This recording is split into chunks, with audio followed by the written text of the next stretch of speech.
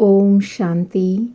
आज 17 दिसंबर 2020 के साकार महावाक्य हैं। आज बाबा ने ऊंच तकदीर बनाने की विधि बताते हुए कहा, मीठे बच्चे, सतगुरु बाप आए हैं तुम्हारी ऊंच तकदीर बनाने, तो तुम्हारी चलन बहुत बहुत रॉयल होनी चाहिए। आज प्रश्न है, ड्रामा का कौन सा प्लान बना हुआ है, इसलिए किसी को दोष नहीं दे सकते।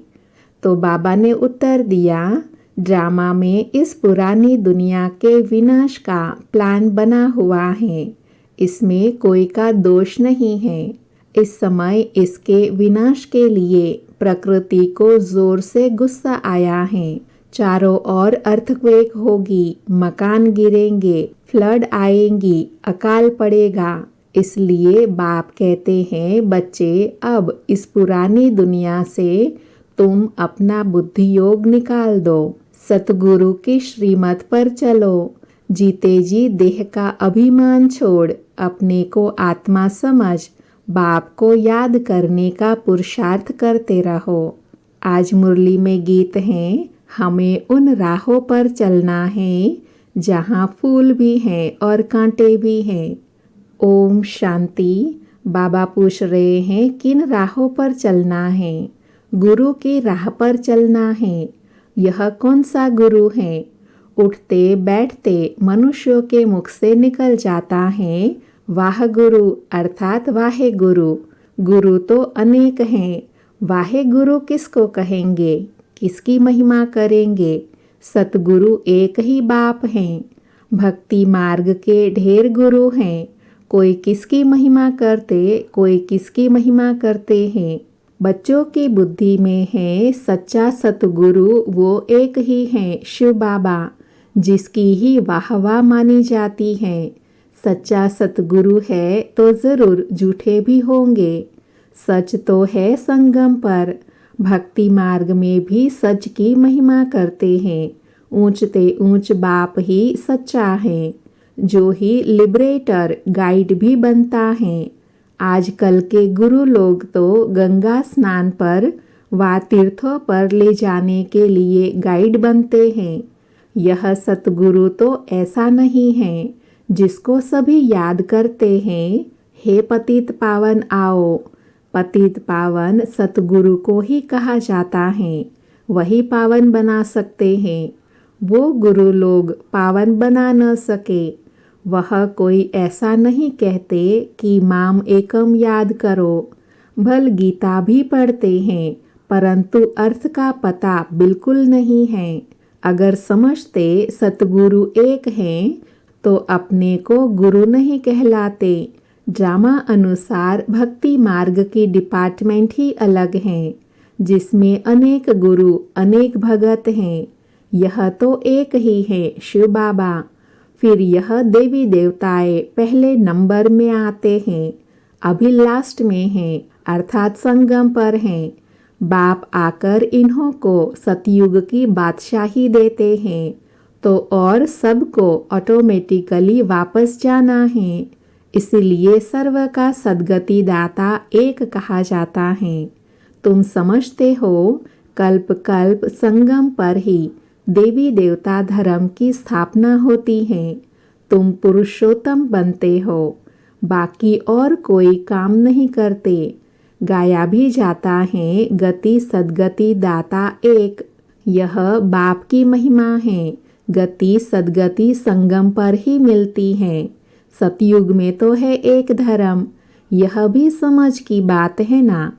परंतु यह बुद्धि देवे कौन, अर्थात यह समझ देवे कौन? तुम समझते हो बाप ही आकर युक्ति बताते हैं, श्रीमत देते हैं। किसको? आत्माओं को। वह बाप भी हैं, सतगुरु भी हैं, टीचर भी हैं। बाप सिखलाते हैं ना, बाकी सब गुरु भक्ति ही सिखलाते हैं। बाप के ज्ञान से तुम्हारी सद्गति होती है। फिर इस पुरानी दुनिया से चले जाते हो। यह दुनिया खत्म होनी है। जैसे कोई बीमार सीरियस होते हैं तो कहेंगे अब तो यह जाने वाला है। उनको याद क्या करेंगे। शरीर खत्म हो जाएगा, बाकी आत्मा तो जाकर दूसरा शरीर लेती है। उम्मीद टूट जाती है। बंगाल में तो जब देखते हैं उम्मीद नहीं है तो गंगा पर जाकर डुबोते हैं कि प्राण निकल जाए। मूर्तियों की भी पूजा कर फिर जाकर कहते डूब जा डूब जा। अभी तुम जानते हो यह सारी पुरानी दुनिया डूब जानी है। फ्लड होंगी, आग लगेगी, भूख में मनुष्य मरेंगे। यह सब हालतें आनी हैं। अर्थक्वेक में मकान आदि गिर पड़ेंगे। इस समय प्रकृति को गुस्सा आता है तो सबको खलास कर देते हैं। यह सब हालतें सारी दुनिया के लिए आनी हैं। अनेक प्रकार का मौत आ जाता है। बॉम्ब्स में भी जहर भरा हुआ है। थोड़ी बांस आने से बेहोश हो जाते हैं। यह तुम बच्चे जानते हो कि क्या क्या होना है। यह सब कौन कराते हैं? बाप तो नहीं कराते। यह ड्रामा में नूंद है। कोई पर दोष नहीं देंगे। ड्रामा का प्लान बना हुआ है। पुरानी दुनिया सो फिर नई जरूर होंगी। नेचुरल कैलेमिटीज आएंगी, विनाश होने का ही है। इस पुरानी दुनिया से बुद्धि का योग हटा देना। बाबा अभी बेहद के संन्यास की डेफिनेशन बता रहे हैं। इस पुरानी दुनिया से बुद्धि का योग हटा देना, इसको बेहद का संन्यास कहा जाता है। तुम कहेंगे वाह सतगुरु वाह, जो हमको यह रास्ता बताया। बच्चों को भी समझाते हैं ऐसी चलन नहीं चलो जो उनकी निंदा हो, अर्थात सतगुरु की निंदा हो। तुम यहाँ जीते जी मरते हो देह भान से। देह को छोड़ अपने को आत्मा समझते हो। देह से न्यारी आत्मा बन बाप को याद करना है। यह तो बहुत अच्छा करते हैं। वाह सतगुरु वाह। पारलौकिक सतगुरु शिव बाबा की ही वाह वाह होती है। लौकिक गुरु तो ढेर हैं, सतगुरु तो एक ही है, सच्चा सच्चा, जिसका फिर भक्ति मार्ग में भी नाम चला आता है। सारी सृष्टि का बाप तो एक ही है। नई सृष्टि की स्थापना कैसे होती है यह भी किसी को पता नहीं। शास्त्रों में तो दिखाते हैं प्रलय हो गई, फिर पीपल के पत्ते पर कृष्ण आया। अभी तुम समझते हो पीपल के पत्ते पर कैसे आएंगे। कृष्ण की महिमा करने से कुछ फायदा नहीं होता। तुम्हें अब चढ़ती कला में जाने के लिए सतगुरु मिला है। कहते हैं ना चढ़ती कला तेरे भाने सर्व का भला। तो रूहानी बाप आत्माओं को बैठ समझाते हैं। 84 जन्म भी आत्मा ने लिए हैं। हर एक जन्म में नाम रूप दूसरा हो जाता है। ऐसे नहीं कहेंगे फलाने ने 84 जन्म लिए। नहीं, आत्मा ने 84 जन्म लिए। शरीर तो बदलते जाते हैं। तुम्हारी बुद्धि में यह सब बातें हैं। सारी नॉलेज बुद्धि में रहनी चाहिए। कोई भी आए तो उनको समझाए।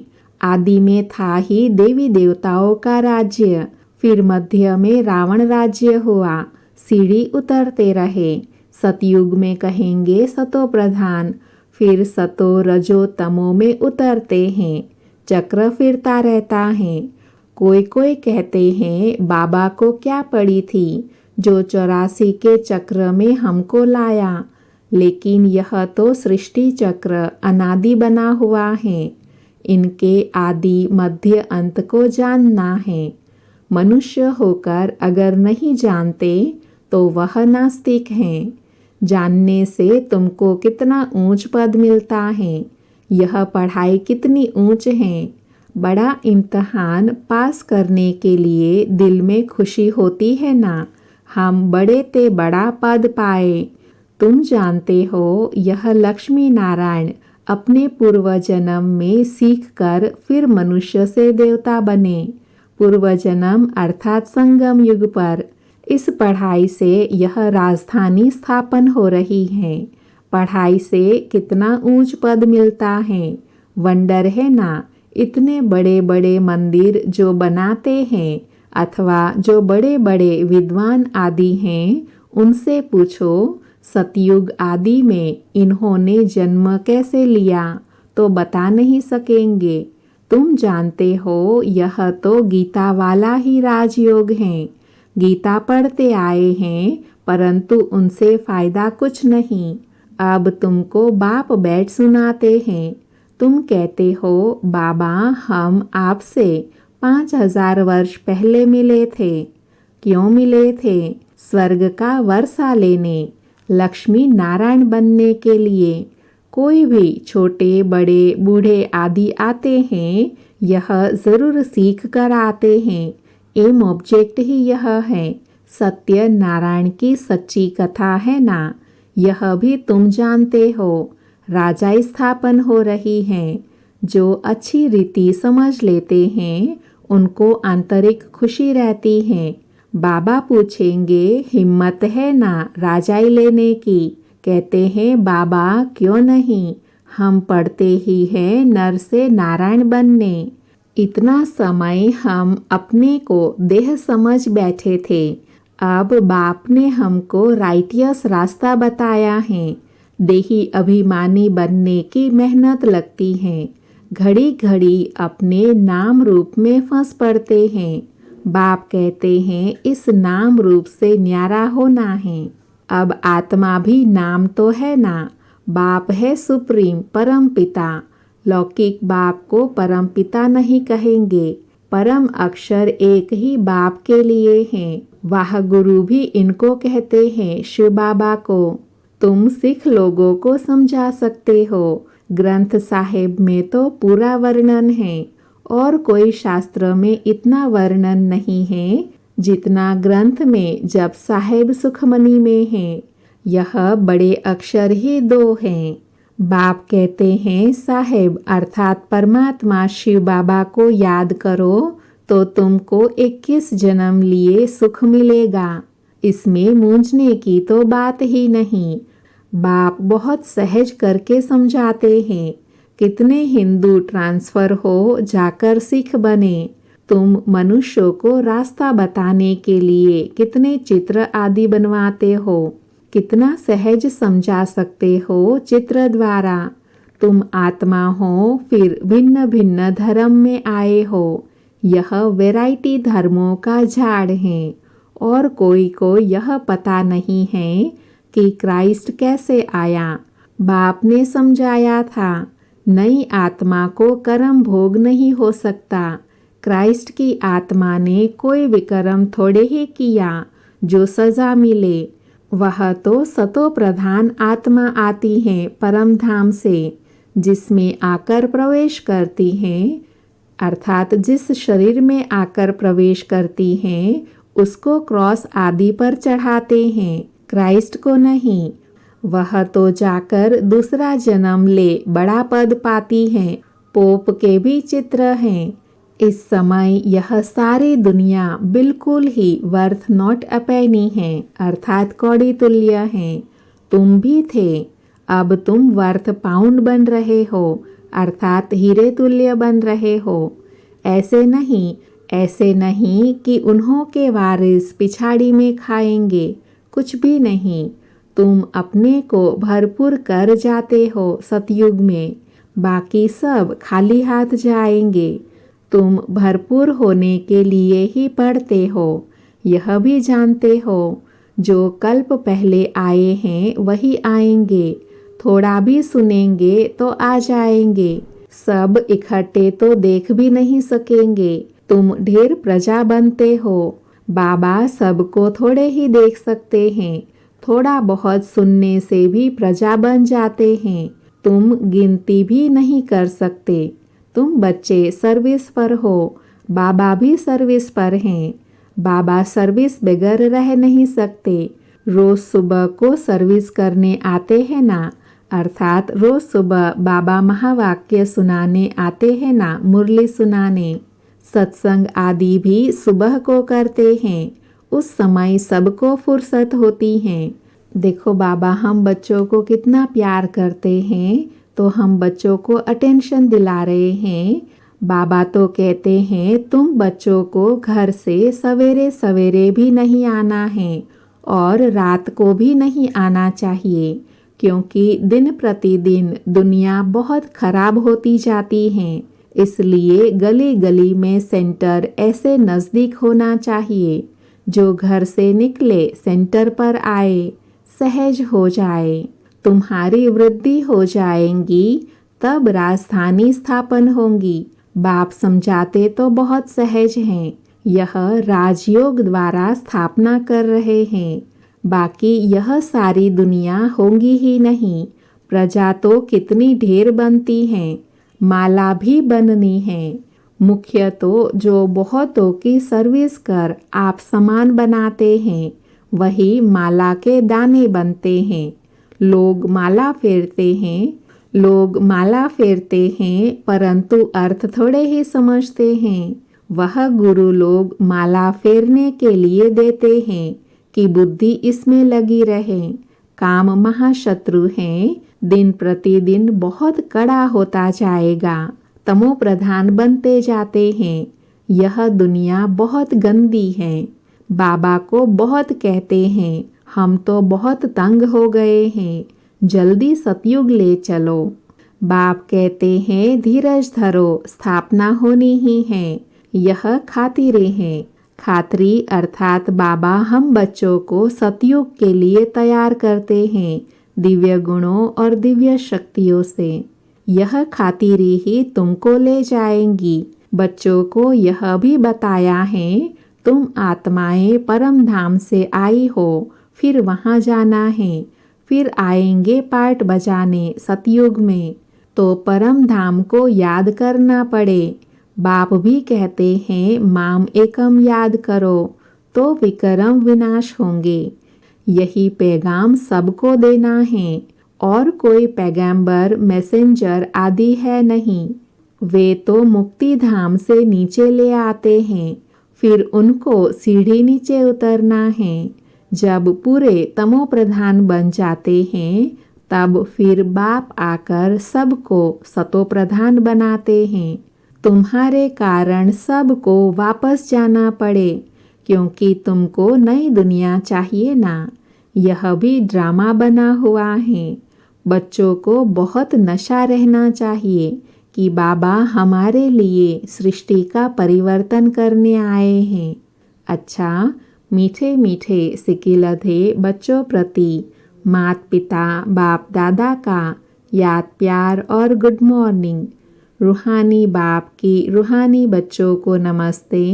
हम रूहानी बच्चों की रूहानी माता पिता बाप दादा को याद प्यार गुड मॉर्निंग और नमस्ते। धारणा के लिए सार हैं। उसमें पहला है, इस देह के नाम रूप से न्यारा होकर देही अभिमानी बनना है।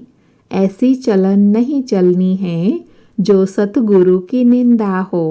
दूसरा है, माला का दाना बनने के लिए बहुतों को आप समान बनाने की सेवा करनी है। आंतरिक खुशी में रहना है कि हम राजाई लेने के लिए पढ़ रहे हैं। यह पढ़ाई है ही नर से नारायण बनने की। आज बाबा ने वरदान दिया, कल्याणकारी वृत्ति द्वारा सेवा करने वाले सर्व आत्माओं की दुआओं के अधिकारी भव। वरदान का स्पष्टीकरण है, कल्याणकारी वृत्ति द्वारा सेवा करना यही सर्व आत्माओं की दुआएं प्राप्त करने का साधन है। जब लक्ष्य रहता है कि हम विश्व कल्याणकारी हैं, तो अकल्याण का कर्तव्य हो नहीं सकता।